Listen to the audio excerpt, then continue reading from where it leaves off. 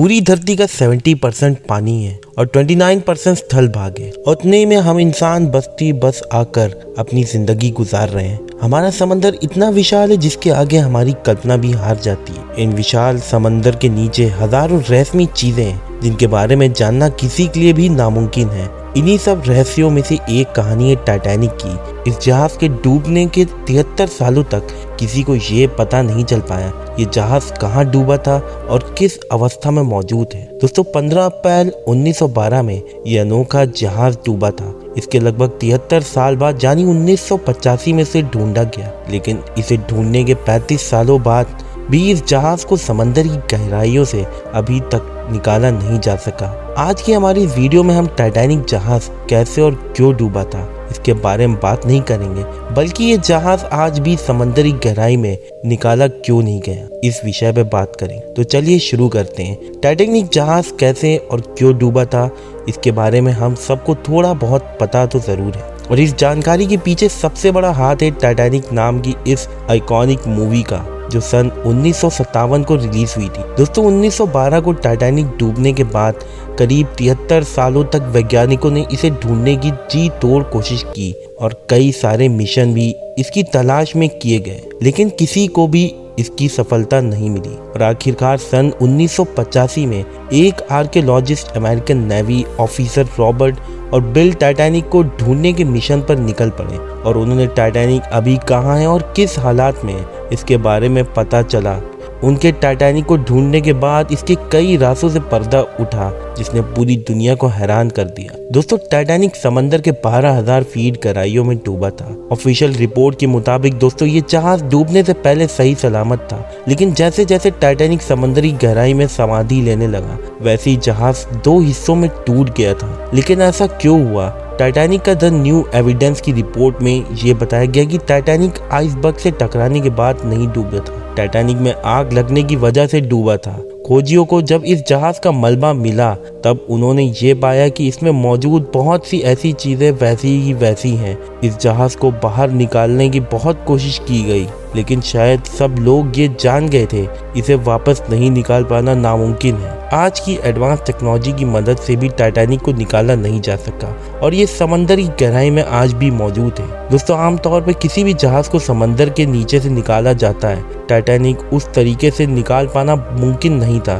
क्योंकि ये 2 भाग में टूटकर डूब गया था। लेकिन हाईटेक संबंधी और पावरफुल मैग्नेटिक सिस्टम की मदद से शायद उसे निकालने की कोशिश की जा सके, पर इन कामों में बहुत सारी मुश्किलें का सामना करना पड़ेगा, जिसमें सबसे पहले टाइटैनिक का वजन जो बहुत ज़्यादा है। इसके बाद आता है दोस्तों पानी का दबाव जो जहाज के वजन को और भी कई गुना बढ़ा देता है। टाइटैनिक जिस जगह पर डूबा था उसकी गहराई बहुत ज़्यादा है और उस जगह से मात्र 1 स्क्वायर फीट कि किसी भी चीज को सतह तक लाने के लिए करीब 390 किलो न्यूटन फोर्स की जरूरत पड़ेगी। लेकिन दोस्तों वैज्ञानिक आज तक कितनी पावरफुल मैग्नेटिक या सबमरीन बना नहीं पाए जो इतनी आसानी से इतनी गहराई से टाइटैनिक को बाहर निकाल सके। शुरुआत में वैज्ञानिकों के पास टाइटैनिक को बाहर निकालने का कोई प्लान नहीं था, इसलिए उन्होंने कई मजेदार तरीके अपनाए टाइटैनिक को बाहर निकालने के लिए, जिसमें सबसे पहला पिंग पोंग बॉल की मदद से टाइटैनिक को रिकवर करने का प्लान सोचा ही था। दोस्तों आपने बिल्कुल सही सुना, पिंग पोंग बॉल ने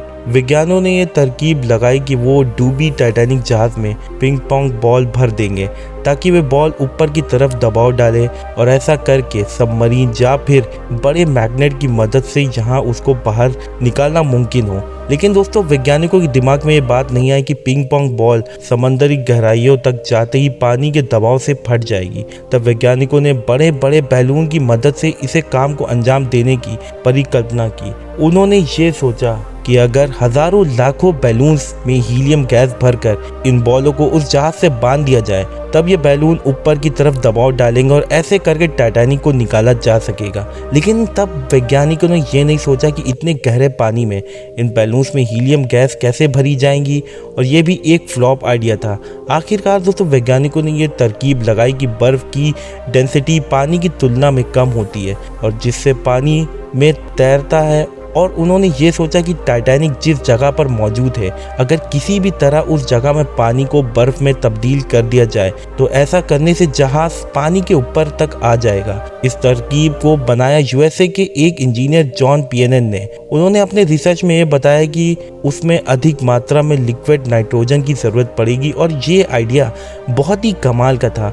लेकिन दोस्तों ब्रिटिश गैस कंपनी बीएसए के मुताबिक इस प्रोजेक्ट को अंजाम देने में करीब आधे मिलियन टन लिक्विड नाइट्रोजन की अवस्था होगी। और तभी सबके मन में सवाल आया, इतनी मात्रा में लिक्विड नाइट्रोजन को इतनी गहरी कैसे ले जाया जाएगा, और अंत में ये प्रोजेक्ट भी कामयाब नहीं हो सका। इसके बाद दोस्तों एक शिप बिल्डिंग कंपनी में टाइटैनिक को निकालने का एक आइडिया दिया। उनके मुताबिक सबसे पहले टाइटैनिक में गंदगी को साफ करना पड़ेगा और इसके लिए एक पावरफुल वैक्यूम क्लीनर जैसी मशीन की ज़रूरत पड़ेगी। इसके बाद दोस्तों वो मजबूत लोहे की मोटी तार से टाइटैनिक को इस बात से जोड़ देना पड़ेगा और बाकी का काम ये मशीन ही कर देगी।